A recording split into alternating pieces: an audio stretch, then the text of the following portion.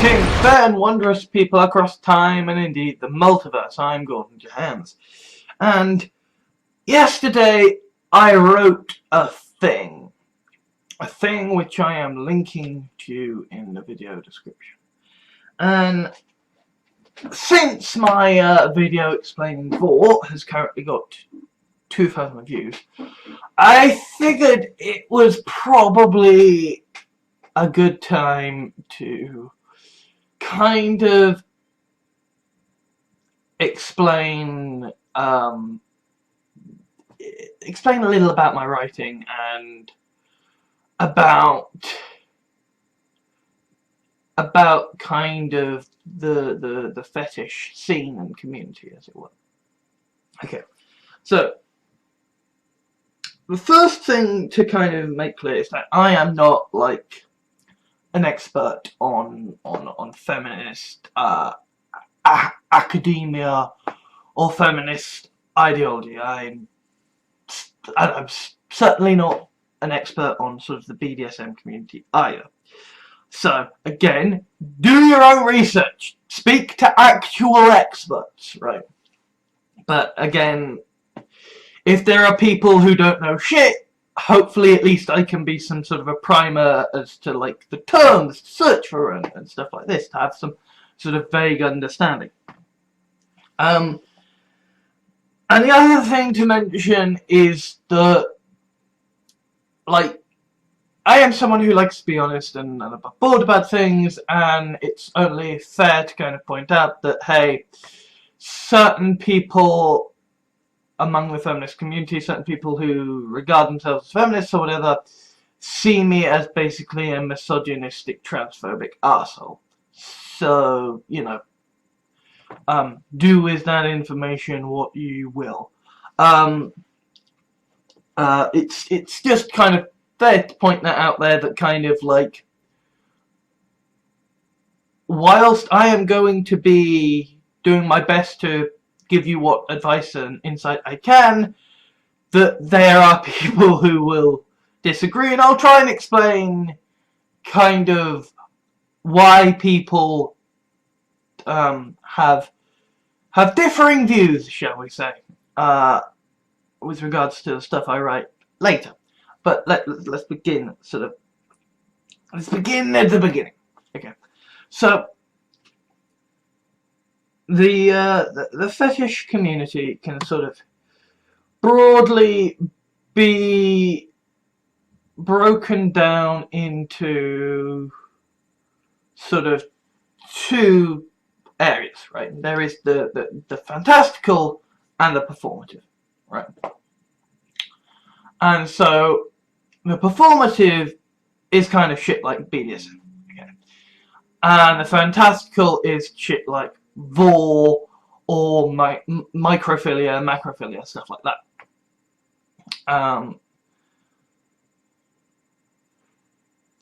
The performative BDSM is very, very much based on, it is all to do with consent, right? It is all designed to be safe. Okay, because the idea of the sort of performative side of fetishes is that these are actions that can be engaged in with another partner or in a group, and indeed it's generally actually safer to go along to what are called munches, so that you can partake in a sort of, so that you can explore and partake in these sort of experiences in a group environment, whereby, like, even if you genuinely do trust someone and they wouldn't do anything knowingly to hurt you, right, when you are getting involved in the kind of fetish community, people can make mistakes by accident, and so being in a communal setting where other people can kind of step in if something goes wrong, if somebody forgets the terms, that can be very helpful and very useful. Now, again, I am not an expert on the BDSM community, because, as you might imagine, a horrible little goblin of snot isn't gonna be, you know, the most au fait with performative exercises with other people. I mean, let's face it, I have struggled to get, you know, 4 people together to do a Dungeons and Dragons game, let alone, you know, doing BDSM. So, but if it is something you are interested in, there are things that you should know before you go forward with this. Okay, so the first is that, like, actually communal settings are safer. Okay, because there are people who are more experienced at this, who have got the rules more firmly drilled in, who are going to be able to remind people if they forget them and stuff like that. And you're less likely to be taken advantage of, because basically there's a shit ton of witnesses in case something goes wrong. Okay. BDSM is safe, sane, and consensual. Those are the rules. Okay. In that BDSM is about, is where performative fantasies come in, is where performative fetishes come in, where you bring other people into the fetish performance and experience, but it is a performance, right? It might be that you have a fetish for being tied up, for being whipped, for being asphyxiated, electrocuted, or something like that. And in such a situation, the idea is to have a performance that will allow you to feel the sensations you want to feel without actually putting yourself into any danger. Okay, so first is safe. Okay, so because this is like, if you are into asphyxiation, if you are into electrocution, if you are into, you know, being tied up, then there are genuinely issues of safety to be addressed. Like, you need to make sure that you don't get suffocated to death. You need to make sure that you don't get electrocuted to the point of harm. You need to make sure that, you know, that you are not bound to the point of causing excessive irritation and sort of marking or hurting you, or at least you want to make sure safety is the key here. And so this is where, again, sort of in Munches, where people who are experienced in the scene, they are going to have the knowledge to be able to rig up a performance for whatever the fetish is being played out in such a way as it can be experienced to its full potential whilst maintaining safety. And the second thing is consent. And this is generally known kind of in popular culture as like the safe word. That you have a word unrelated to sex that's not going to crop up, that when dropped is like all stop. It's like the emergency stop on a machine or whatever. You know, you press that, all stop, disengage, right? This actually, by the way, is why 50 Shades of Grey, well, this is part of why 50 Shades of Grey is actually a very terrible representation of actual BDSM, because in that story, Anastasia at times uses the safe word, and then like her supposedly dreamy BDSM expert lover either just ignores it or bitches at her for using it. Like, once the safe word is used, also. And we'll come to what happens afterwards, but first say there is something called aftercare. Which means that you don't be a dick to someone after they've stopped, right? The point of the safe word is that someone knows that the person knows they can use it at any time. That there is no pressure around it. There is no that they use it. It ends, right? That's the safety.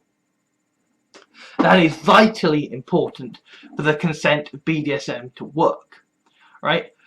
Because if you are going to engage in a performative fetishistic exercise wherein someone is bound up, maybe being asphyxiated, and someone else is whipping them or, you know, penetrating them with something, then you need to damn well know that there is absolutely no fucking coercion going on there. That at any point, if there was ever a fucking problem, the person who is in the vulnerable situation, or indeed the person who is doing the acts, can say, that's it, I'm done, I need a break. You know, that for this to function at all, to work at all, everybody needs to know that everybody else has the ability to stop it if they don't like it. Because without that knowledge of consent, it doesn't work. Everybody has to have that all stop. But there is another element to that, which is that it's not just about the all stop, right? Yes, you have the safe word and the all stop. I mean, for some people, right, for some performative fetishes, they don't want the ability to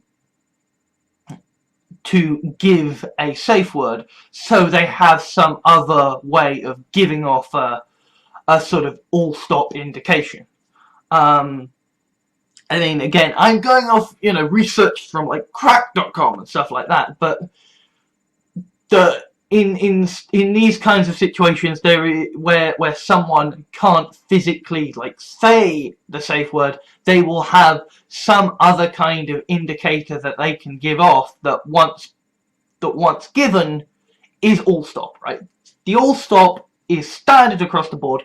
Everybody, no matter what fetish they have, has it if they are going to be performative.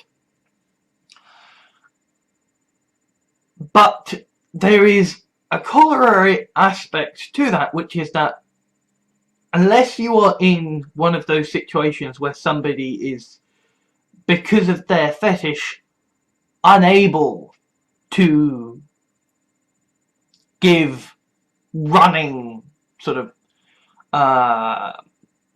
running commentary, right? Running feedback, you want that running feedback, right? So you don't just want the safe word, because sometimes maybe like the sanctity of the safe word has to be maintained, because otherwise then you make it less clear as to whether to believe it or whatever. Like the safe word has to be all stop. The safe word has to be completely disengaged, end of. And so this is where you kind of get into the sort of the traffic light system. which is the idea that you have essentially different tiers of feedback, because you need to maintain the sanctity of the all stop, but at the same time you need a way for the person who is in the submissive position, who is in the vulnerable position, to be able to give feedback. And it's not just about the person in the vulnerable position, like the other people like need to be able to give feedback as well. And so this is where the traffic light system comes in, because you want people able to say, hey, this isn't working for me,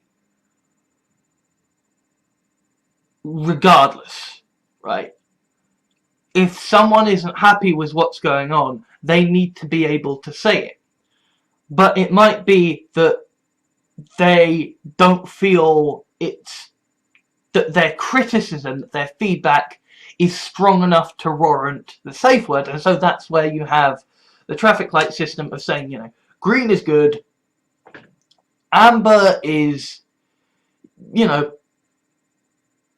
middling, like, hey, you know, slow it down a bit, speed it up a bit, you know.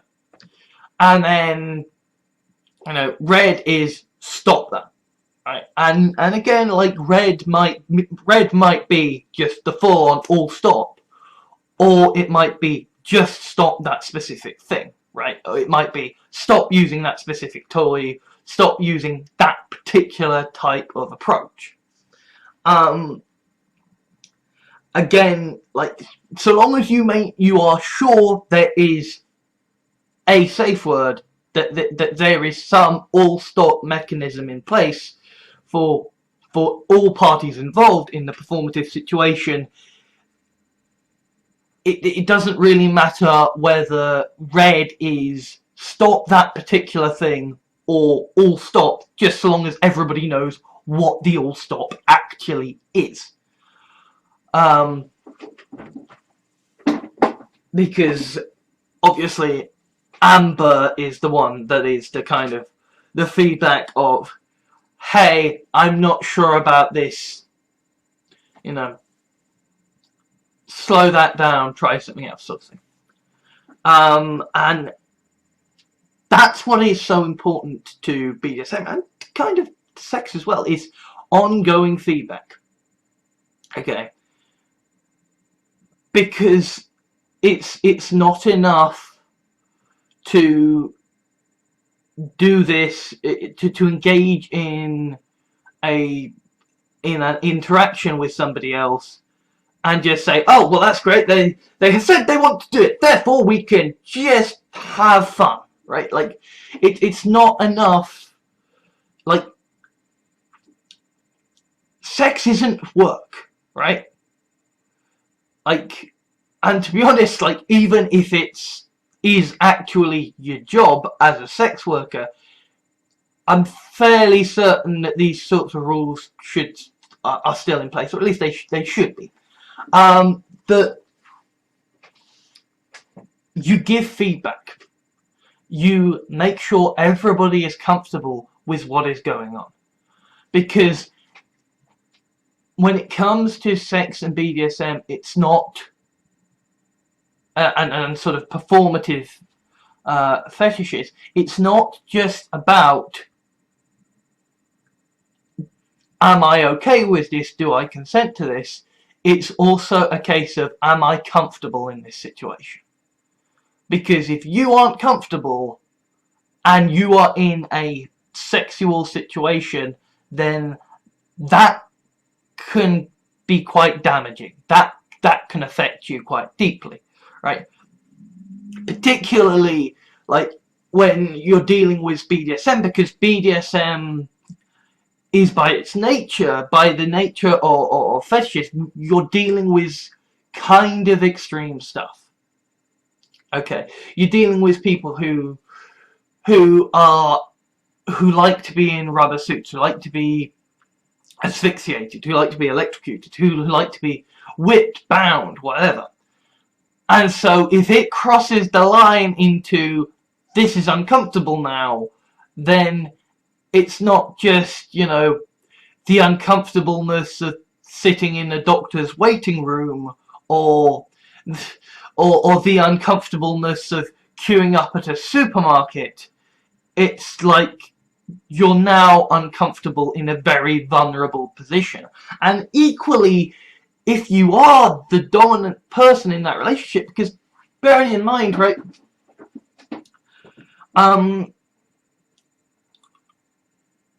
relationships are a lot more than just kind of sexual compatibility, right? Romantic relationships are a lot more complicated than that, like, and so it might happen to be that you are with someone who is submissive in a way that isn't directly compatible with your own performative fetishistic desires, right? But you might be willing to go ahead and help them out with their desires because as far as you're concerned, you're not in the vulnerable position. You feel like you can handle it, right? And I've kind of experienced this before, where I have had people who have had sort of submissive fetishes that weren't directly compatible with mine, and I've been willing to go along with them. But there is certainly a hell of a difference between, you know, you're my partner and I care about you and I don't see a problem with this, so I'll help you out with this, and actually being there in the moment, right? And, you know, if you really love and care about your partner, then it's only natural that you might feel uncomfortable it being in the situation of, you know, whipping or binding or even electrocuting or suffocating your partner because they want you to, right? And so that's why it's not just about the submissive having the communication here. It's also about the person who is being the dominant, making sure that, you know, being able to say if they're not comfortable. Right? That doesn't mean that, you know, you can be as a dominant and say, oh no, this isn't hardcore enough for me, I'm not happy, right? Like, it has to be like the person who is in the vulnerable situation, right? They are, you know, they can't walk away from it, right? They are dependent upon the trust of the people that they are with. They are dependent upon them to help them out. So that is why the safe words are generally, that is why there is a special emphasis on the submissive in that situation, because they are the one who is in the vulnerable situation. But absolutely, if you are playing the dominant role for your partner and that's not your jam, but you're just doing it because you love your partner and you want to help them out, and it reaches a point where you're uncomfortable, then yeah, absolutely, communicate that and let them know that you can't do it, right? And kind of this is where you kind of get into things like, you know, polyamory and stuff, or even just kind of, you know, that this is where kind of Munch's work is, that kind of like some of this stuff, whilst it may be fetishistic, whilst it may be to a certain extent related to sexual satisfaction, right? It isn't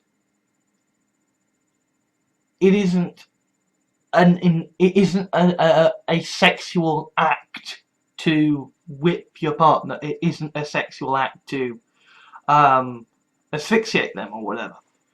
So if you feel like you're uncomfortable taking on that role, and your partner is comfortable with someone else taking on that role, and you are there to watch and kind of step in if you're worried about your partner, which, you know, I'm sure they would feel comfortable about, right?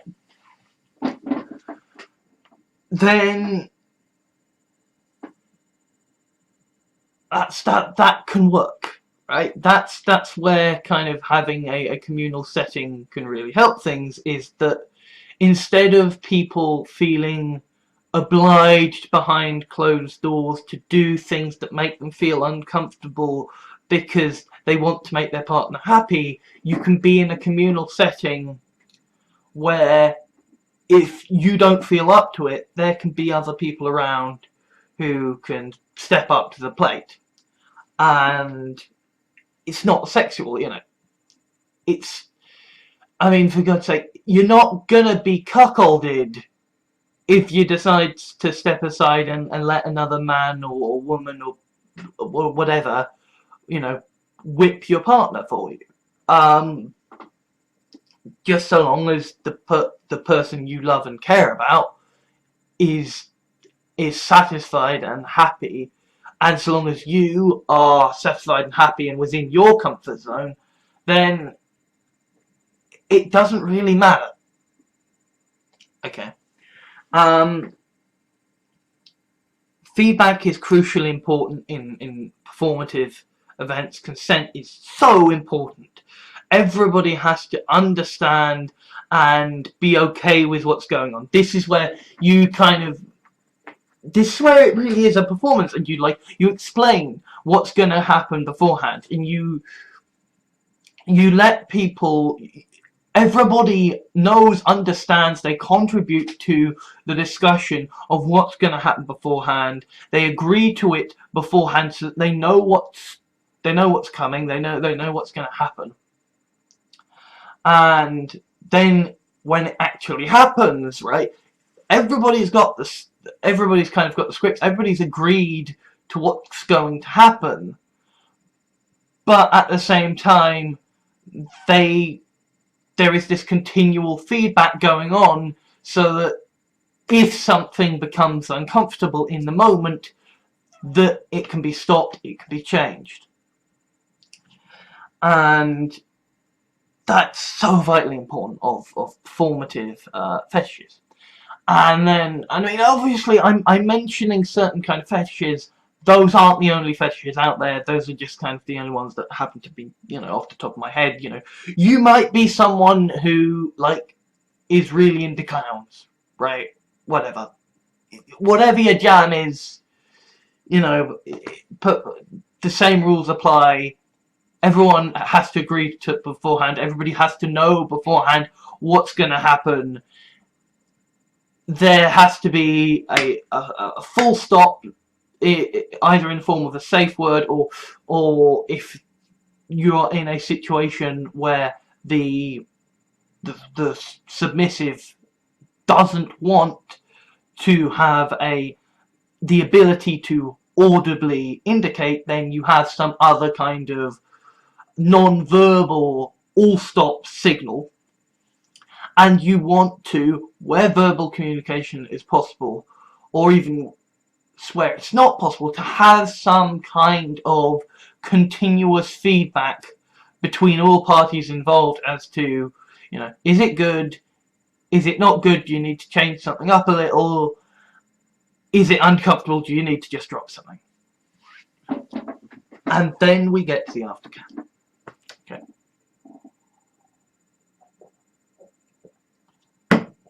And I think I'm going to pause this here, because I have a feeling this is going to run on long, and I want to give my video a shorter time to render. So as I said, BDSM is a performative fetish with one or more partners, right? and the importance of aftercare cannot be downplayed. Right? It is a performance. Once the performance is over, people need help kind of getting out of character, I suppose. In that there are,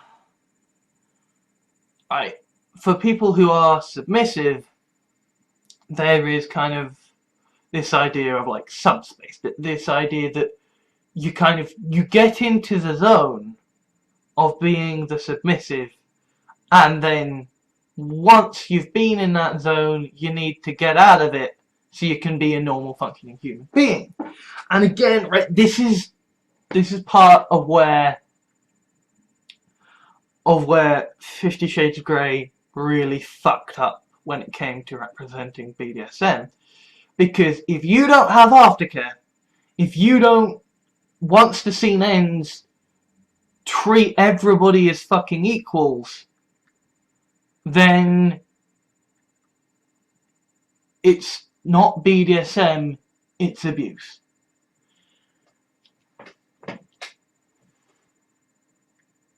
You need... part of why performative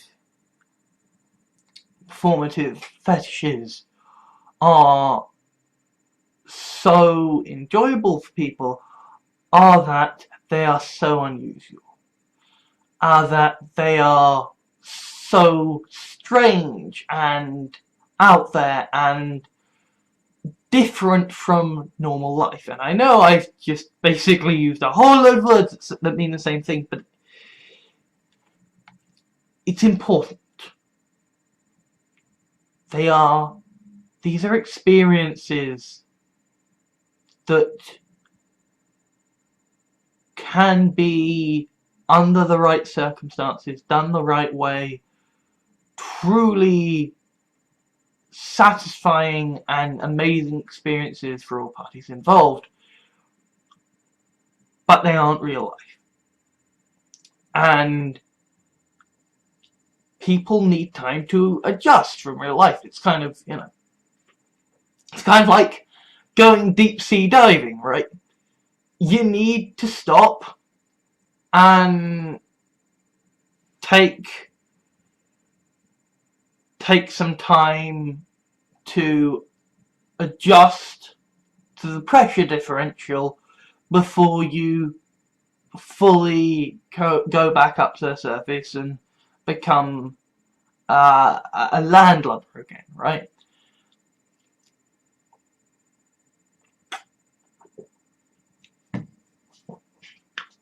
And the experiences can be so raw and so powerful, so people need time to process and adjust to normality again after those experiences, right? You certainly can't go straight from a BDSM scene to, say, you know, straight to work or whatever. Like, that's not how it works.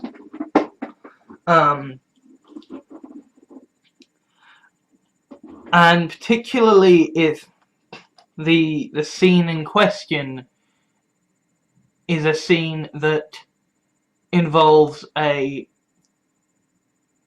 power differential between a couple, then you need to, and part of the aftercare needs to be readjusting and reevaluating and saying, okay, we're equals again, right? And so you need to, the dominant partner needs to make sure that once the scene ends, the submissive partner is basically like, has got so much love and care and that they are fully aware that the scene is over, that you are equals, that you care for each other, you love each other, and that the scene is not reality, right? And this is the case even if you are dealing with someone who is so completely submissive, right? Like, you need to make sure that they understand that that once the scene is over, you're equals, and you need to, like, some of the examples are like, you know, once the scene is over, to kind of, you know, plop your loved one down in front of their favourite movie or whatever, and, you know, give them a tub of ice cream and just, you know, sit with them and hold them for a while and just let them adjust back to normality. And because it's a very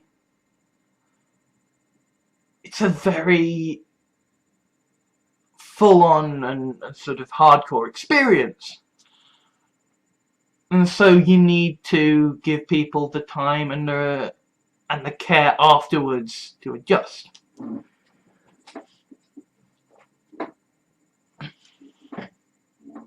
And this can just be like hugging, you know, words of reassurance, just being there as they kind of do the sort of rituals of normality. Because, you know, humans are a very ritualistic species, and to be honest, you know, BDSM is fairly ritualistic, right? In the sense that it is about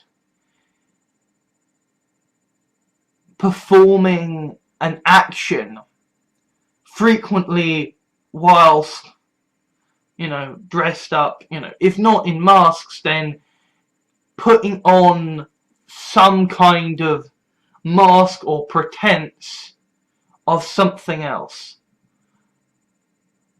for the performance. And then once it is over, you need the kind of to have a different kind of ritual to kind of say, it's okay, that scene is over now, we're human again.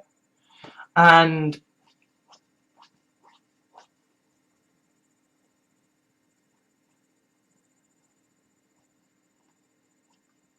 I suppose actually kind of part of the reason me and my last partner didn't work out was that aftercare wasn't really a sort of thing that he knew about. Because, I mean, I suppose again this is why you want to make sure you do this in a group setting, right? Because if you're in a group setting, then again, right, somebody will be there, somebody will know, hey, yeah, this person has had a heck of an experience, they need to have they need to have help, they need to chill out, they need to adjust back to normality. Because when you're in that kind, after that kind of situation, it can be very easy to feel down. Like, even if you are the dominant partner in that role, right, you need to,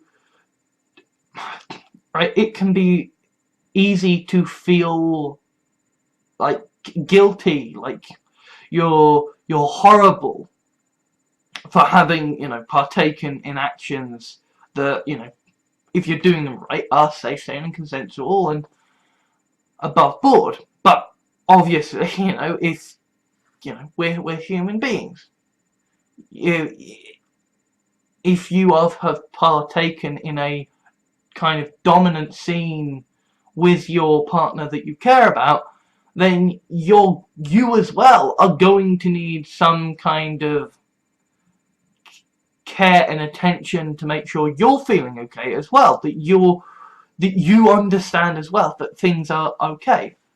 Right? Every partner, every participant, once it is over, needs to be cared for, and that is so crucially important. And it's also so very individual, right? We all have our own ways of coping with life. We all have our own ways of cheering ourselves up. I mean, for me, right, watching Let's Plays are so important, right? They are part of my normality. They, like, once really, really bad shit can happen to me, right?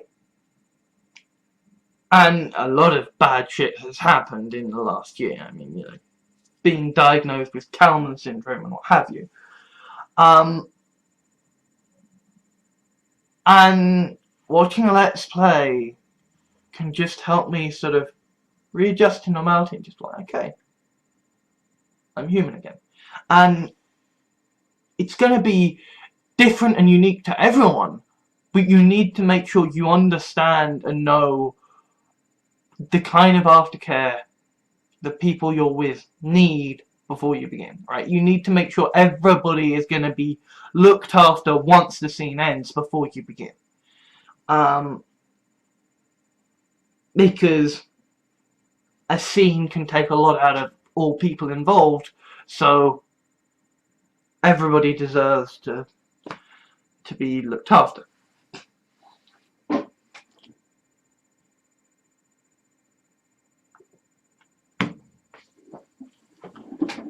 And now I think I'm gonna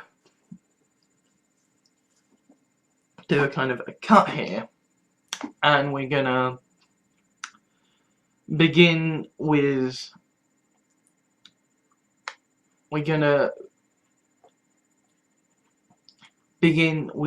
the fantasy aspect of the sort of the fetish scenes and communities, and I will talk about that after the cut. Okay, so after having done my due diligence with regards to educating about proper BDSM and proper BDSM safe practice, let's discuss fetish fiction. And the first thing to make clear is that I'm going to be talking about fetish fiction from a certain point of view and certain point of perspective, and so I should be clear that there are certain schools of thought of feminism that basically regard fetish fiction as misogynistic as fuck, and that would regard me as misogynistic as fuck for writing fetish fiction. And kind of here is where I'm gonna end up mounting a defense in favor of 50 Shades Grey, and at the same time I need to make clear that, like, feminism is a large spectrum, right? There are all kinds of feminists, right? Feminists are by and large against Nazis, right? We know this, right? Like, the movement that is in favor of women is generally against, like, a fascistic control of the world. And yet, at the same time, there are people known as trans-exclusive radical feminists who are startlingly close to Nazis, to such an extent that basically a trans-exclusive radical feminist came out of the closet and revealed herself to be a Nazi, and then basically wrote down a post breaking down why trans exclusive radical feminists are very like Nazis. So, you know, some variants of feminism are not good. Some variants of feminism disagree largely with other parts of feminism, and those parts of feminism aren't Nazis, they're just like different parts of feminism disagrees with other parts of feminism. Like, feminists are people. That means they disagree. They can have their own opinions and their own reasons for thinking things and disagree and still kind of be perfectly valid. And it's not so much about being right as it is so much about us understanding enough about the argument so as to form your own opinion and to be able to defend yourself. Because aside from the basic, do you think women should have equal rights? Well, duh, of course they should, right? There really isn't much that feminism is generally agreed upon, right? There are tons of little things where feminism can get confused. Like, you know, there are things like mansplaining and manspreading and stuff like this, where, like, some parts of feminism are like, these are really big issues, and other parts of feminism are like, whatever. So it's kind of large and big and complicated, right? So I'm going to be talking from my point of view and from my perspective, but I'm also going to try and give kind of the opposing kind of non-Nazi feminist reasons why the kind of stuff I'm going to be talking about might be viewed as bad. So I'm going to make the case for first. Okay. So fetish fiction.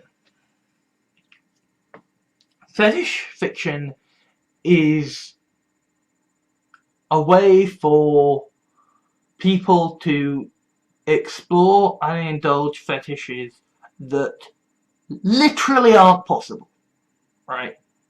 You know, we're talking about people who have, you know, fetishes for aliens, right? Or fetishes for vampires and supernatural beings. We are talking about people who, like, who have body horror kind of fetishes, you know, microphilia, you know, shrinking women, macrophilia, giants and giantesses, for the fetishes for eating or being eaten, fetishes that cannot happen, that are impossible, and that you explore through fiction, right? Now the defense of this is, it's fiction, so there's no one being harmed. QED, right? You know, I mean, isn't that the defense of cannabis, right? You know, or indeed the defense of BDSM in general, which is that, you know, if it doesn't hurt anyone and it gives you satisfaction, where's the harm? And if there is no harm, there is no harm. So fuck it. go ahead, right? And that's kind of my perspective, is like, it's fiction, it doesn't matter.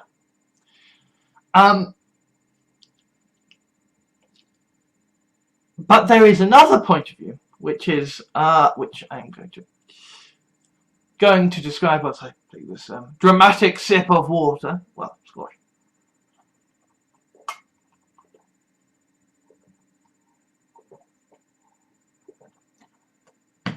That was a rather large, dramatic sip of squash. But there is this idea within certain parts of feminism that, you know, representation is all important, and that if you get representation wrong, it can lead to bad things happening. And we can see this effect. We know this effect is true, right?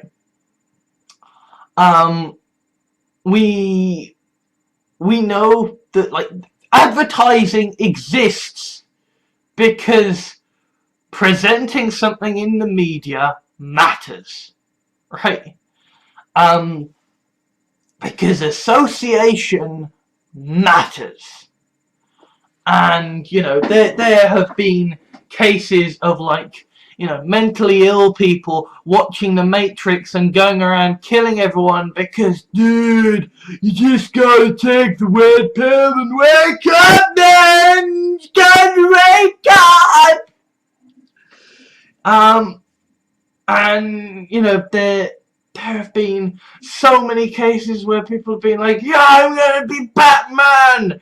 And they go out and they beat up other people and then get beaten to a pulp. And it's, you know, it's so sad. So very sad. Yeah. There are so many cases, like, I mean, this is actually, like, the best case that I have seen for kind of why representation matters so much is that basically, right, the only time trans people are presented in the media is when the writers are going to do the "dude looks like a lady" joke, right?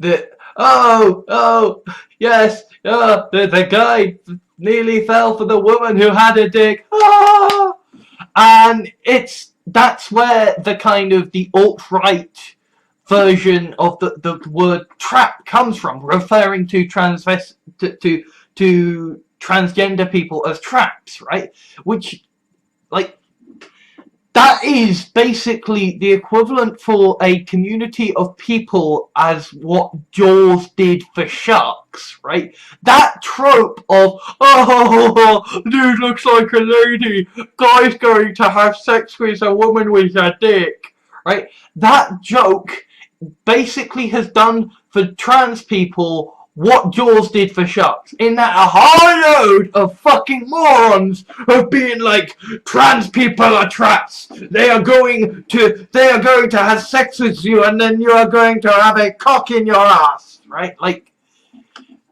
all of these white straight guys who are just so fucking terrified that people will find out that they are actually gay, and they're like, no, I cannot have any kind of association of dicks. I mean, like, the thing is, like, I'm bisexual. I have Kalman syndrome, which means, like, I have breasts and a tiny dick and a tiny balls. Right? I was in denial for a long time about how just deviant from the straight, heterosexual, normal white male I was. So there was a time when I could not eat hot dogs. Right? I used to love hot dogs. I would go out and I'd get them all the time because I loved them. And then at a certain point, I just couldn't eat anything that looked phallic. Because it was just like, no, it's a penis. I can't eat a penis. Of course, now I'd actually quite like to indulge in a penis, but enough about my board.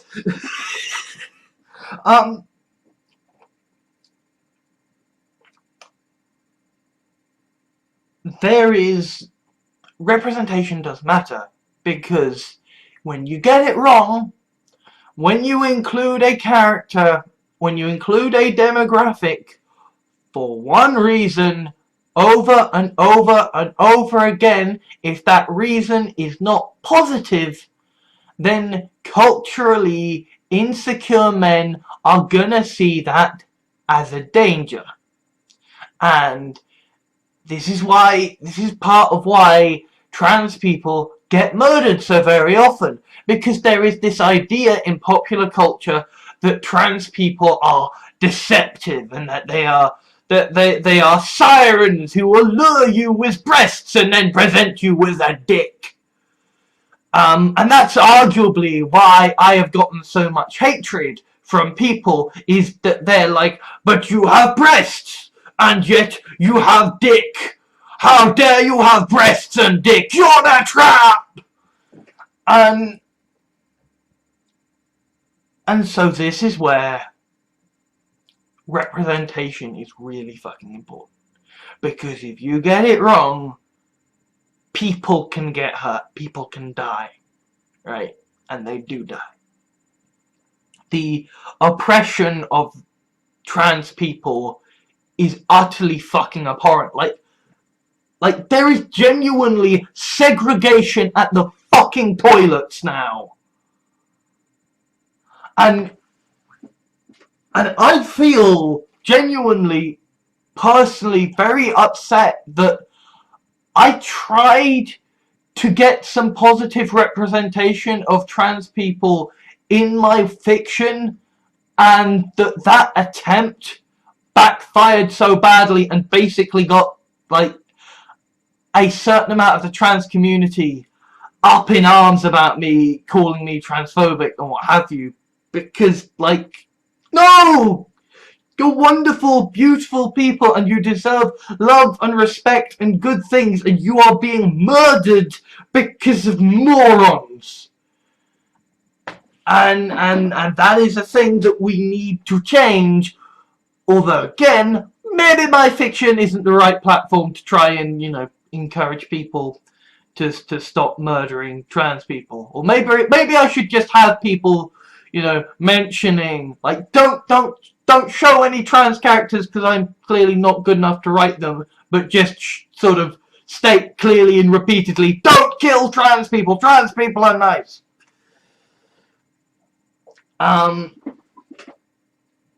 But it's not just trans people who can get affected by poor representation. I mean, as I've said, you know, Jaws. You write a film about a cool monster. You write a book about a cool monster. It gets adapted into a film about a cool monster. Then basically an entire species nearly goes extinct. That's not good. That is not good.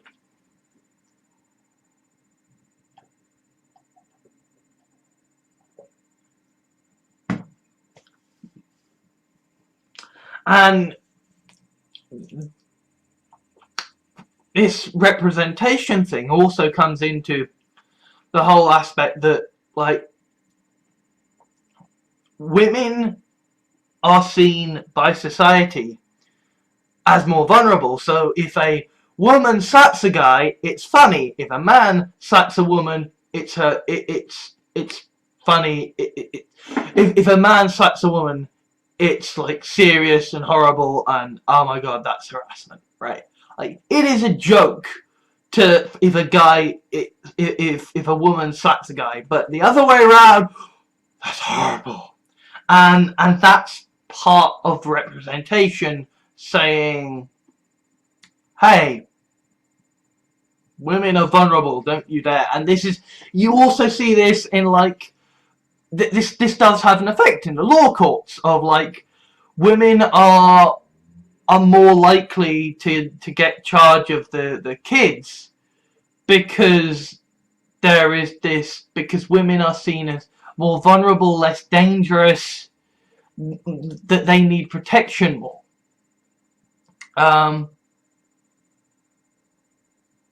yet at the same time, so often in fiction, we have this, we have essentially, you know, white men writing their fantasies of getting the girl, so they have some, you know, they have a sort of pseudo-feminist attempt at portraying a kick-ass female character who knows her own way, and yet they still want to have her be beautiful and for the hero to get her in the end. And so you have this trope of the woman who is hard to get and she's being really mean and, oh, I don't like you, and then in the end she gets kissed enough and she decides she likes the guy. And that trope is a large part of why we don't believe women when they say they've been raped, because we assume, oh, well, you were being hard to get, you were clearly trapping the guy, you were luring him on with your good looks, right? Representation matters. Where it becomes an issue in the fetish community is when we write fetish fiction and it gets successful.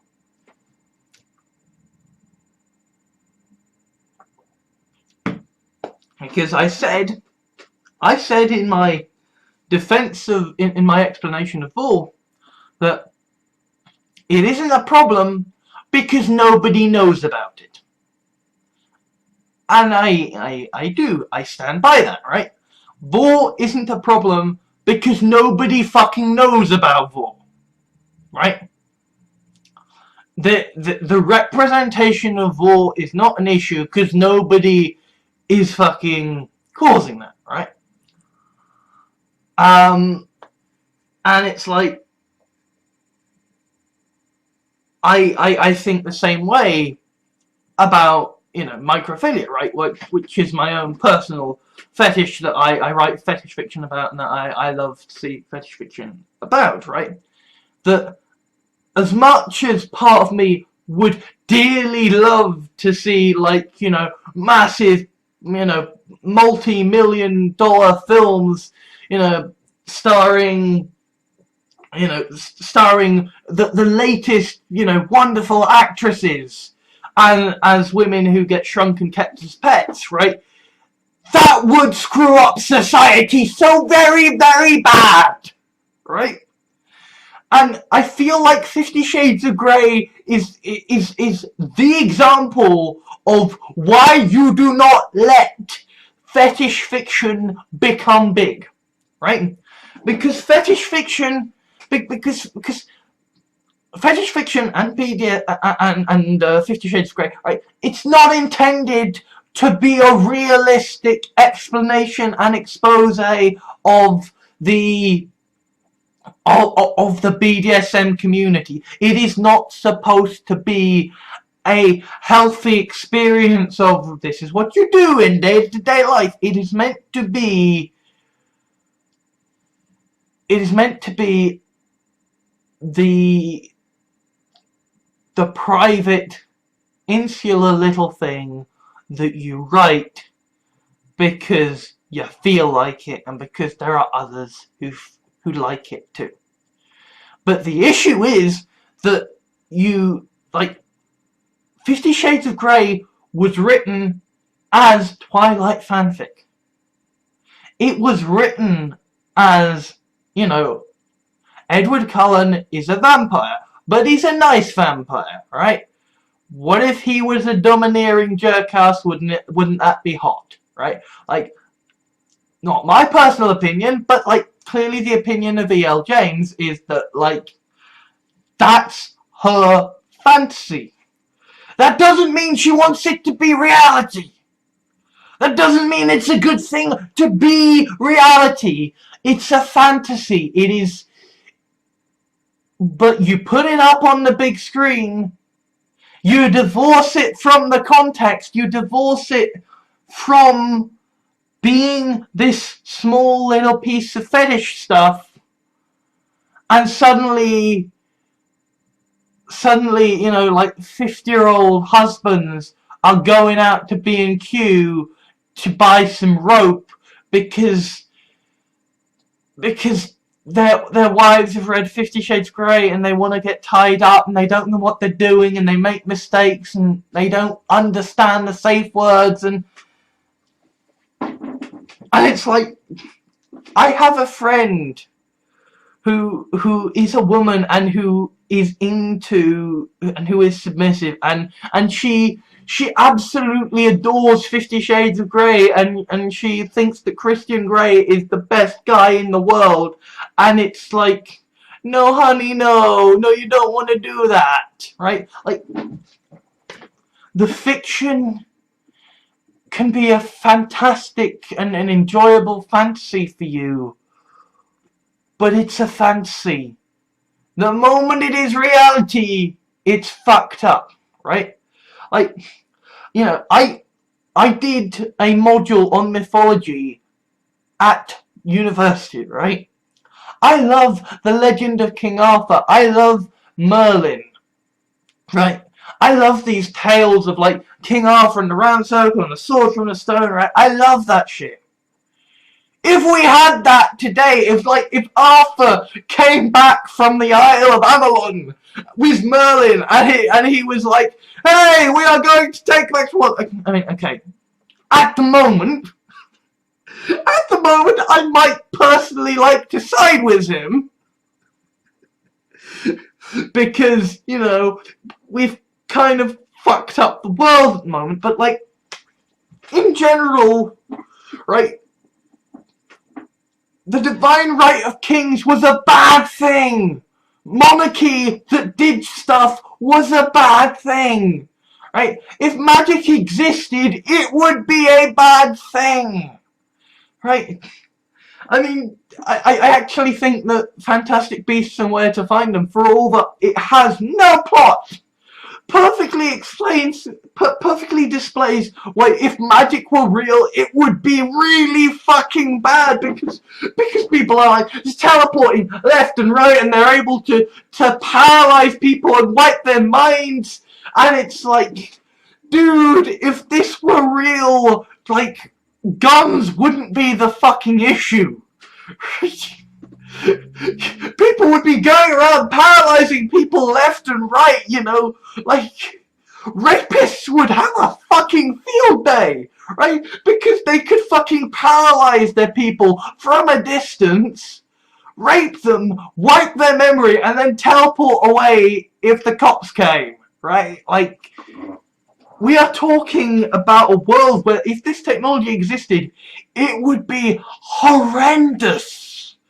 Utterly fucking horrendous. And that's not even sexual fantasy. That's just, hey, if fantastical abilities existed, humans being assholes would misuse them. So when you present a fantasy of a particular kind of character, and you say to the world, we like this kind of character, that creates problems. No. I love Vor as a thing, right? I love how horrific it is, like, from a morbid standpoint. And I genuinely do think that, you know, the submissives in a Vor scenario are just utterly fucking adorable, because, like, that is the ultimate form of submissiveness. If you are willing to get eaten alive for the one you love, right? Like, no one should ever eat anybody alive, right? Never, right? Like, even if people can heal, even if it's Hannibal and Captain Jack, right? And Captain Jack's just gonna keep on coming back, doesn't matter, shouldn't happen.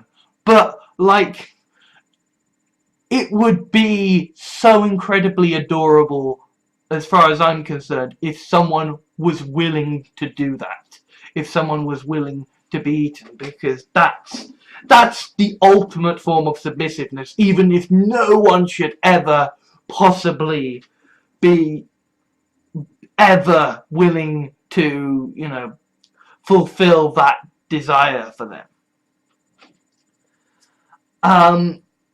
And equally, like, I love microphilia. I love the idea of shrunken women and like little pet women. Like this, I live for young, beautiful women, and yet I know and acknowledge that if my sort of fantasy fetish fiction was made, you know, big popular culture fare, like, you know, if say the Contra Voxi Survival was adapted into a big screen film, or I don't know, you know, The Shrinking was adapted into a big screen film, that would be so bad for society, so very, very bad, right? Because people won't be able to distinguish between the fiction and the reality, and they will think, oh, well, you can treat people like that. And it's like, yeah, maybe there might be 1 in a trillion women who actually likes, who actually does, you know, have macrophilia and fantasizes about being kept as a pet, but like, that doesn't mean that anybody should be going out looking around in society saying, I want to find me a woman who wants to get shrunk and kept as a pet. Right? Not least because, you know, it's physically impossible to shrink someone, but especially like when it comes to vor or poorly applied BDSM, right? Poorly applied BDSM is just abuse. Vor, when it is in real life, is just cannibalism. And so wrong. Right? You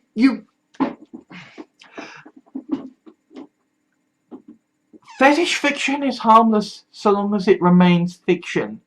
The moment it becomes major and successful, it stops being fetish fiction, and idiots start saying, oh, so it's perfectly okay to do that then. I mean, for God's sake, you know, people thought that the bloody Matrix red pill, blue pill thing was real. There are entire Nazi movements that are based around the idea of people, you just need to take the red pill and then you'll wake up. Like, you're talking about a bullshit sci-fi story where humans were used as fucking batteries. But because there was a scene in there that people liked, it's become part of popular culture, and it's fucking society up. And so, right, like, I will defend E.L. James writing 50 Shades of Grey. I will defend E.L. James liking 50 Shades of Grey. I'll defend anyone who likes 50 Shades of Grey. But it should not have hit mainstream popular culture.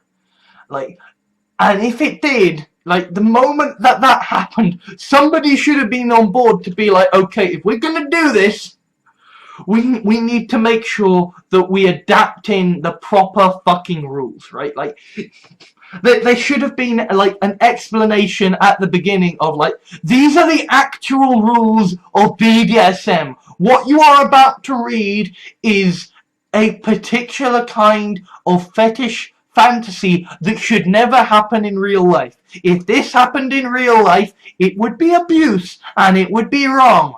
But this is one woman's particular fetish fantasy, and maybe other people share it too. But please, do not do these events in real life. BDSM is very different, right? And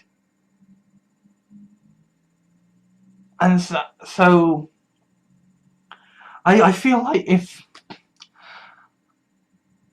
I was ever going to try and become and make a big successful film or book, I would have to do my due diligence with regards to, there are going to be morons reading this or watching this who are going to think this is the appropriate way to treat people.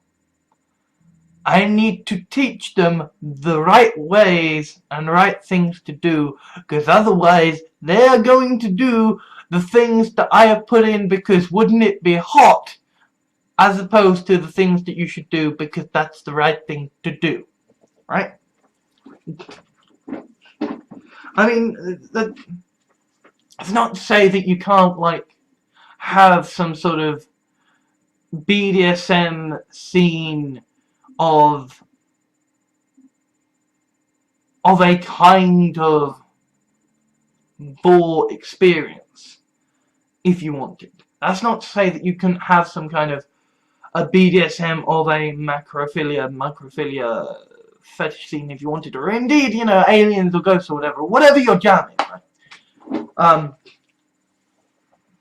You've just got to be very, very careful to make sure that the scene is a representative thing that is fiction, that is not the same as reality. I mean, like, there are people who are into, there are guys who are into vor and into being eaten. Like, they're guys who are basically, like, into being turned into vegetables and then eaten that way.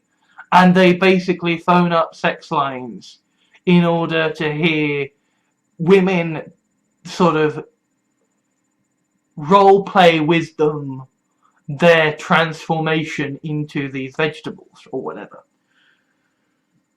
So it is absolutely possible to, in some way, shape or form, through metaphor, through representation,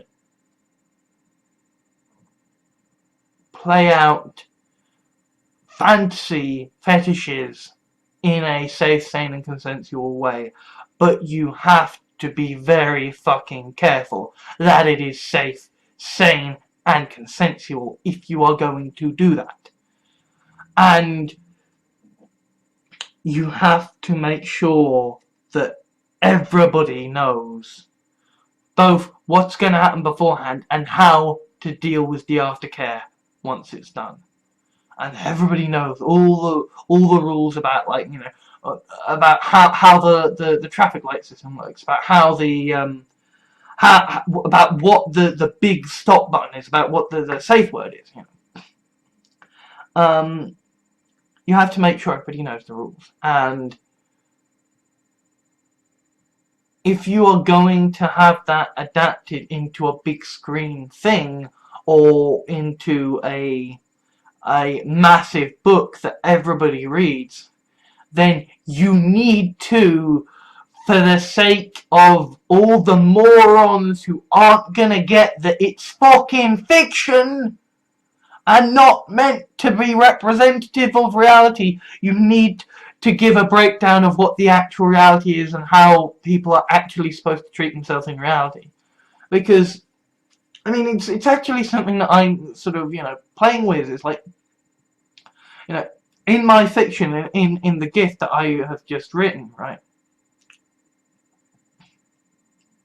there is this idea that essentially the elder gods, as part of the United Civilizations of the multiverse, made it so that people can agree to become sylphs or toys, and in so doing they gain a whole load of other abilities, but effectively sign away their rights. And right, that is pure fantasy, right? That is something that should never come about in reality, right? Like, if there was ever in any way, shape or form a, hey, you sign this and you legally become the possession of another, it doesn't matter if they are sylphs, it doesn't matter if they entirely agree, right? I don't care. I'm protesting that shit. That shit is not right. But I write that shit into my fancies because I'm kind of a dick. Right? I'm kind of a dick, and I'm kind of a regulated capitalist, and frankly, after arguing with feminists for so long, I kind of like the idea of literal legal objectification in my fantasies, but it is very definitely a fantasy. And like, I almost feel like a good fiction to write would be, you know, a good fiction story to write would be kind of how a healthy relationship, how a healthy couple would go about having a sort of master-sylph relationship and still being equals. Because if it ever becomes, if my fiction ever becomes notable in society, right, then that issue of can it be done safe, sane, and consensually is gonna crop up, right? Because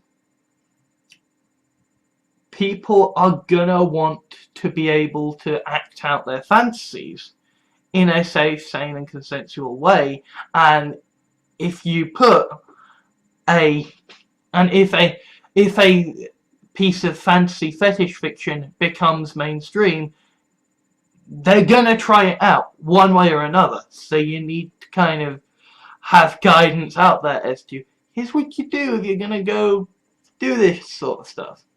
And indeed, one of my favourite things at the moment is the whole meme of the Darth Vader choking the Imperial officers, and then sort of like, you know, with the caption of like, choke me daddy, right? Because that is a case of like, you could genuinely see someone who watches who watches Star Wars and is like, yeah, that would be really hot. Like that is effectively a kind of dominant, submissive, homosexual power dynamic on a major sort of television screen, on a major sort of popular culture plane. And that meme, through using the language of, you know, choke me daddy, is basically, it is expressing consent, right? It is expressing this kind of pseudo sadomasochistic fantasy within a BDSM framework. And I feel like if you're going to write fantasy fetish fiction and it's going to become mainstream, that you need to consider how the fuck you present that in the mainstream. And to a certain extent, right, you can't turn it down, right? You can't say, you know what, this is too bad and too dark and dangerous. I will avoid people looking at this, because that's just gonna make people want to look at it more, right? So it is far better to say, okay, if you want this to be mainstream, then let's do a for mainstream consumption version that, okay, maybe includes the, you know, entirety of the original sort of fantasy fetish, but with, you know, more proofreading and editing and cutting out the boring bits, but with an explanation of what the fuck actual BDSM would be like if you are going to do this between, you know, responsible consenting adults. Here is how you do it, because Rule 34 says that if it exists, then somewhere there is porn of it. I mean, I'm not sure how the fuck you get, you know, accounting and tax porn, but presumably someone has found a way. But you have to make sure that if someone is going to try and make porn of it, if someone is going to try and, you know, act out a BDSM fantasy of it, that they can do so safe, sane, and consensually. Because if you don't want to even, you know, if you think it's not possible and you're gonna try and say, it's not possible, I'm just gonna deny even attempting to explain how you can do this, people are gonna go ahead and try anyway, and they're gonna get themselves hurt, and that's not good. So, like, suffice to say, right, if you are someone who has read my fiction and your partner is interested in the idea of, you know, acting out a scene of being shrunk or kept as a pet, then, like, for God's sake, have aftercare worked out. Plan that shit out in advance and have your fucking safe words and your fucking feedback as it's going along, right? I'm not sure how the fuck you represent the shrinking. I don't know. That's But if you're gonna do it, for God's sake, make sure you are safe, sane, and consensual, and you have some fucking aftercare, and you treat the person who is being shrunk and kept as a pet in that scene with fucking respect afterwards, and you give them all love and care that they need afterwards, because, yeah, this is not stuff that should be adapted into performative BDSM play without all due consideration for aftercare and how the fuck you make it safe, sane, and consensual, because it needs to be, or it's rape. Okay. Anyway, that was BDSM and fantasy fetish fiction. And a fucking long video it was too. Goodbye! Thank you to all my Patreons at patreon.com for helping to make videos like this possible. If you wish to leave a like or dislike to rate the video for my analytics, that would be much appreciated. Comments are always welcome, though be aware that they will be moderated before being published, so please be civil. If you liked this video, please consider adding it to your favourites, sharing it to your friends, or subscribing.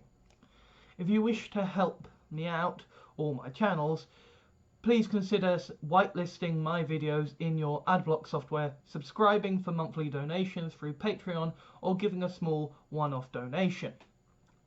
Alternatively, I have a Steam wishlist for games I would consider Let's Playing or streaming, so if you would like to see me broken before the Dark Souls altar, or just happen to have gotten a duplicate of a game in a humble bundle, then you know what to do. I also have an official Facebook fan page, Twitter account, Tumblr, Reddit and blog, so you can stay up to date with all of my videos, blog articles and the things I care about. Links are in the video description. Thank you for taking the time to watch this video. I think that all that now needs to be said is ban all guns, institute universal basic income now, and ensure government is elected by proportional representation. Oh, and also, fuck the racists and fuck the alt-right.